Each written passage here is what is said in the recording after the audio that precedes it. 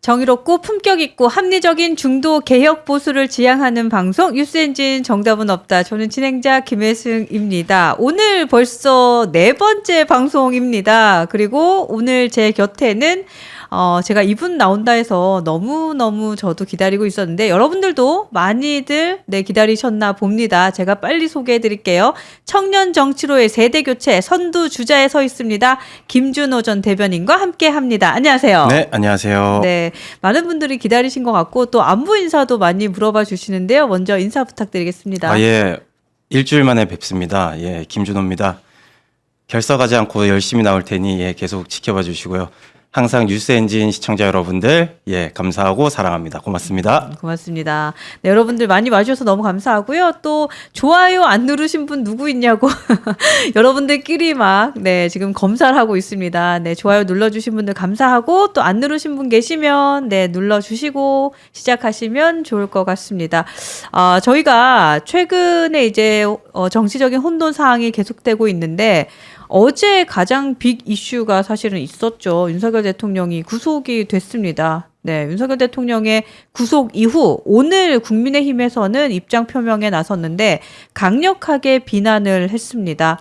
권영세 비대위원장은 현직 대통령의 구속이라는 헌정사상 유례 없는 결정을 할 때에는 국민이 모두 납득할 만한 구속 사유를 잘 설명해야 한다라고 비판을 했는데 자, 일단 증거인멸 사유로 인한 현직 대통령의 구속, 우리 전 대변인님은 어떻게 보셨는지 궁금합니다.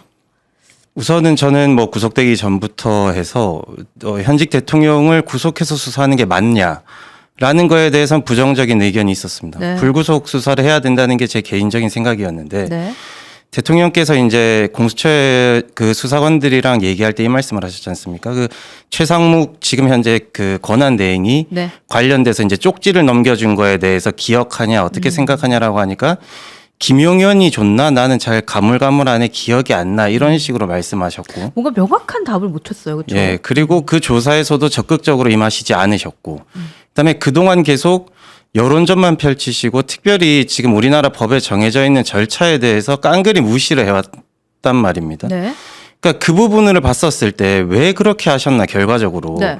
그러니까 기존에 있었던 방식대로 그다음에 검찰총장 출신이지 않습니까? 네. 그러면은 법조인 중에서도 거의 가장 높은 자리에까지 가셨던 분인데 왜 굳이 대한민국 법을 무시하면서까지 그렇게 버티셨냐. 협조하고 그다음에 그거에 맞게 본인이 가지고 있는 억울함이나 그런 법리적인 것들을 변호인들이 또 보면은 여론전에 능한 분들이지 않습니까? 네네. 윤곽근 변호사, 석동현 변호사 포함해가지고 그런 분들을 이용해서 충분히 본인의 입장을 잘 설명할 수 있었습니다. 지금 언론에서도 많이 나오고 있고요. 네. 그거를 공수처 검사들에게 충분히 설명할 수 있었을 텐데 왜 그런 판단을 하셔가지고 그거에 따른 여파가 구속이라는 결과가 나왔고 그다음에 우리 시청자 여러분들 잘 아시다시피 폭동이라는 것까지 또 연결이 됐지 않습니까? 그러니까 어떻게 보면 대한민국 현대사의 가장 큰 비극이 이제 또 발생한 거죠. 네. 그러니까 마음은 아프지만은 어쨌든 대한민국 법원에서 결정한 부분이고 네. 그 부분에 대해서는 받아들이고 대통령께서도 수사에 잘 임해 주셔서 본인이 하고 싶은 말씀은 자꾸 그 편지를 쓰시거나 그런 방식보다는 네. 검사들에게 충분히 소명하시면 될 것 같습니다. 그러니까 사실은 윤석열 대통령의 구속에 이제 전 대변인님께서도 마음은 아프지만이라고 얘기를 하셨는데 사실 유쾌한 일은 절대 아니죠. 그런데 이 문제, 이 상황을 초래한 건 역시도 윤석열 대통령의 가장 큰 원인이 있다라는 얘기들은 많이들 하시는 것 같더라고요. 근데 글쎄요, 혹시 윤석열 대통령이 소환 조사에 응하였거나 네. 아니면 체포를 진행하는 상황에서 이제 경호처와의 대립이 좀 최소화되었거나 등의 이슈가 있었다면 이렇게 구속까지 되었겠냐라고 보시는 분들도 많이 계시더라고요. 네, 전적으로 동의합니다. 네. 자, 윤석열 대통령의 이 구속 이후에 이제 권영세 비대위원장은 이렇게 증거인멸 사유로 대통령을 구속하는 게 맞느냐라고 비판을 했다면 권성동 원내대표는 대한민국에서 이 질서와 법치 준수의 반대말이 바로 이재명이다라고 얘기를 하면서 이재명 대표에 대한 비난을 이어갔습니다. 정과 사범 12개 혐의로 지금 5개의 재판을 받고 있는 그 일생을 무질서로 살아온 이재명이 질서를 운운하는 건 기만을 넘어 법치주의에 대한 조롱이다라고까지 비판을 했는데요.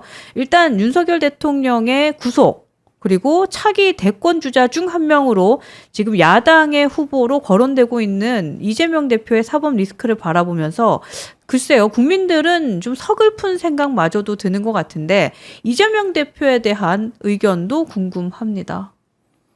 사실 뭐 이재명 대표를 떠나서 오늘 이제 비대위에서 권영세 비대위원장이 하신 발언을 보면은 네. 그것 자체로도 우리 국민의힘이 지금 무슨 방향으로 나아가는지가 알 수가 없습니다. 조금 더 풀어서 설명해 주시면요. 그러니까 폭동 관련돼서 이제 폭력은 안 된다. 이거는 나쁜 행동이다라고 표현하시면서 네. 경찰을 가지고 비난을 하셨거든요. 양비론을 사용하셨어요. 그다음에 대통령께서도 이제 어제 나왔던 그 담화라고 해야 되나요? 그 변호인이 말씀하신 걸 보면은 폭력은 안 됩니다. 다만 경찰에서도 관대하게 이제 선처해줬으면 좋겠다. 이렇게 말씀하셨는데 사실 이게 폭동이라고 하는 것이 그 폭도들이 지금 대한민국 법원을 공격한 거지 않습니까? 그렇죠. 그럼 대한민국 법치 시스템을 공격한 건데 그거에 대해서 경찰에 대해서 비난을 하고 대통령께서도 선처를 말씀하시는 거는 그냥 대한민국 법을 따르지 않아도 큰 사람들이 뭐 큰 사람을 지키기 위해서 이렇게 나서는 거에 대해서는 우리 경찰의 행정력도 선처를 뭐 해야 되고 그다음에 경찰이 그렇게 보면은 한 3명, 4명 정도는 이제 그 전치 3주 이상의 중상을 입었지 않습니까? 7명이 지금 중상을 입었다고 기사가 7 명인가요? 났더라고요. 네, 네. 그러니까 그런 경우가 났는데도 어떻게 그런 분들에 대해서 선처를 바라고 경찰에 대해서 비난을 할 수 있는지. 네. 그러니까 그런 현실 인식이 과연 지금 다가오는 대선이나 이런 정치적 상황에서 우리 당이 취해야 될 입장인지 잘 모르겠습니다. 사실 이재명 대표 어떻게 보면 저도 국민의힘 구성원이기 때문에 이재명 대표라고 하는 사람을 너무 싫죠. 그렇죠. 그리고 오늘도 제가 이제 정치와 무관한 몇몇 분을 만나 뵀었는데 그분들도 정치에 대해서는 잘 모르지만 저한테 한 얘기가 이거였거든요. 이재명이란 사람은 나쁜 사람 아니냐. 그런 사람이 대통령 되는 게 맞냐. 그러니까 민주당은 괜찮은 당이라고 생각했는데 이재명 그 사람을 따르고 하는 거 보니까 민주당도 이상하다. 그러니까 국민의힘이 누가 나오냐. 뭐 한동훈 대표는 뭐 하냐 막 이런 얘기들을 저한테 묻더라고요. 그러니까 이재명 대표는 진짜 큰일 나 죽어도 안 돼 하는 분들 정말 많아요. 너무너무 많습니다. 네, 네. 제 주변에서도 정치에 관해서는 담을 쌓고 사는 분들도 이재명 대표가 우리나라 대통령이 된다는 거에 대해서는 엄청난 거부감을 많이들 표현하시거든요. 그 얘기도 하더라고요. 이재명 대표가 만약에 대통령이 되면 그분은 계엄을 정말 성공적으로 할 사람이라는 얘기까지도 해요. 제가 봤을 때는 그 사람은 더 지독하게 할 것 같습니다. 그러니까. 그리고 계엄을 하지만 계엄이 아닌 듯이 해서 쉽게 말해서 뭐든지 뭐 정치범으로 집어넣는다던가 아니면 폭도로 몰아서 집어넣는다던가. 예, 저는 그러고도 남을 사람이라고 생각하기 때문에 지금 이재명 대표가 어떤 식으로 해서든 민주당에서는 대통령 후보가 될 것 같은데 네. 사실 상대가 정해져 있지 않습니까? 국민의힘 입장에서는. 그렇죠. 그렇죠. 그럼 저희 당은 조금 제정신인 모습을 좀 보여줘야 된다라고 생각하거든요. 예를 들면요. 어떻게 나가야 된다. 지금 저희가 이제 어떻게 보면 극우적인 모습들을 많이 보여줬습니다. 근데 그렇죠. 어제 네. 그 폭동을 인해서 변하는 모습을 보여줘야죠. 정광훈 목사와 그에 관련된 그 자유통일당 관련된 사람들과의 절연하는 모습. 그리고 지금 대통령께서 구속이 됐지만 어쨌든 윤석열 대통령과도 절연하는 모습. 계엄과도 절연하고 그거와도 절연하는 모습을 보이면서 우리가 대한정당이고 어떻게 보면은 국민의힘 자체적으로 정권 교체를 할 수 있다라는 모습을 보여줘야 네. 지금 일반적으로 제가 말씀드린 정치와는 전혀 관여하지 않은 분들이 이재명이 없는 그런 국민의힘이 훨씬 낫다. 윤석열 없는 국민의힘이 낫다. 그러니까 이런 시그널이나 메시지를 줄 수 있다라고 저는 생각합니다. 근데 지금 이런 식으로 해서 양비론을 펼친다거나 네. 우리 공권력을 되게 나쁘게 만든다거나 이런 행위에 대해서는 이제는 그만해야죠. 과연 공당의 지도부가 지금 그런 발언을 할 여유가 있는지 모르겠습니다. 지금 지지율 때문에 뭔가 착각을 하고 있는 것 같은데 네. 정신 좀 차렸으면 좋겠습니다. 그렇다면, 그러니까 사실 지금 이제 김준호 전 대변인님은 지금은 전 대변인이지만 어쨌든 대변인을 하신 분이니까 지금 만약에 김준호 전 대변인께서 현재 국민의힘의 대변인이라면 어떤 메시지를 낼 것 같아요? 사실 대변인이라고 하는 입장이 개인의 목소리를 내기는 좀 힘들고 당의 목소리를 대변하는 거기 때문에 그렇지만 개별 정치인인 뭐 김준호 대변인이라고 해서 그 목소리를 내야 된다라고 하면 절연해야 된다라고 말씀을 드리겠죠.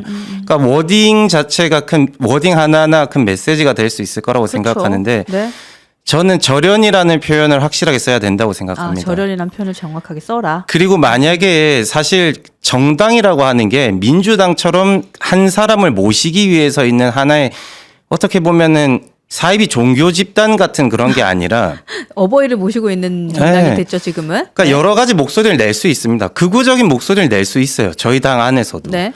다만 이거는 우리 당 안에서 내는 목소리고 그 목소리를 품어서 가는 거지.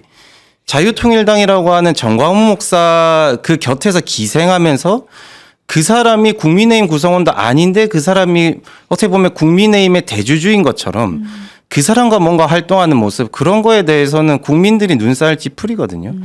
그러니까 저는 좀 변하는 모습 그리고 우리가 네. 제가 사실 국민의힘 대변인을 하면서 한동훈 지도부의 이제 수도권 비전 특위라는 그 특별위원회 위원으로도 활동했었는데 그때 이런 얘기가 있었어요. 그러니까 수도권 비전 특위라고 하면은 사실 저희 당이 이제 영남당으로 총선 지면서 이제 쪼그라들고 하면서 그랬죠. 우리가 중수청 목소리를 들어야 된다. 대표께서 이제 그 목소리를 그 의견을 주장하시면서 만든 게 수도권 비전 특위였는데 한동훈 대표가 계실 때 중수청에 대해서는 되게 강조를 많이 하셨죠. 계속 이제 그거에 대해서 행사 관련돼서나 이런 걸 많이 하셨는데 그 수도권 비전 특위에서 이제 첫 회의를 할 때 이제 개별 위원들이 발언들을 하는데 네. 오신환 당시 위원장께서 우리가 이제 수도권 비전 특위라고 하니까 이게 너무 추상적이다. 그러니까 우리의 그 정체성을 보여줄 수 있는 다른 걸 한번 우리가 의견을 내보자라고 해서 네.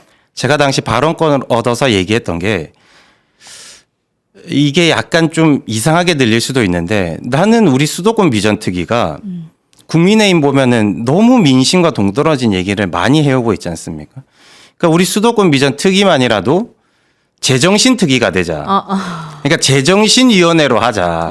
부제로 해서. 괜찮은데요? 그러니까 우리는 이제 제정신위원회로 해가지고 민심을 그냥 전하는 게 그게 제정신 아니냐. 그러니까 제정신위원회로 해서 수도권의 민심은 그거다. 국민의힘아 제정신이 되라. 그러니까 그걸 하자고 했더니 이제 오신환 위원장이 웃으면서 그거 너무한 것 같으니 언론에 공개하지 말자. 이제 이런 적이 한번 그런 에피소드가 있었는데 저는 우리 당이 그런 극우적인 생각 그리고 말도 안 되는 극우적인 당원들의 의견을 배제하고 절연하고 제발 제정신으로 나아갔으면 좋겠습니다. 근데 저는 진짜 궁금한 게 아까 말씀하셨을 때 이런 얘기 하셨잖아요. 그러니까 지지율 때문에 그러는지 모르겠지만 이런 얘기를 하셨는데 근데 그 지지율이 어쨌든 실체가 없는 게 아니고 실체가 있잖아요. 네. 그래서 이제 국민의힘 내부에서 혹시 정당에서는 이 뭐 아주 저 끝에 있다고 얘기하는 뭐 극우라는 표현을 한번 쓰겠습니다. 극우라고 하는 이 분들이 몇 퍼센트 정도라고 생각을 하고 있어요? 그걸 그렇게 포기하지 못할 정도의 수치인가요? 어때요? 저는 퍼센테이지가 중요한 게 아니라 그분들의 목소리의 힘이 더 중요하다고 생각합니다. 소리가 더 크다. 네. 제가 오늘 말씀드린 이제 제정신에 박혀 있는 사람들 같은 경우에는 네. 사실 크게 목소리를 내지 않습니다. 왜냐면은 말짱한 사람들이니까요. 근데 극우적이거나 그쪽에 심취해 있는 사람들은 목소리가 큽니다. 그러니까 사실 우리가 보면은 뭐 지하철 안이나 공중 뭐 기관 안에서 네. 목소리 내고 뭐 이상한 행동하는 사람들 보면 쳐다보잖아요. 그러네요. 그러니까 그런 사람들을 멀리 하려고 해요.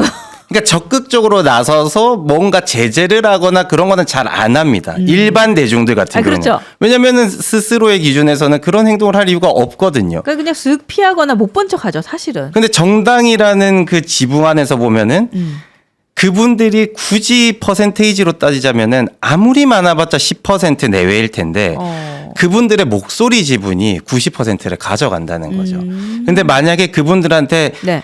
그러지 마시고 제정신을 차리십시오. 대한민국 국민들은 그렇게 생각하지 않는다라고 만약에 발언을 하면은 네.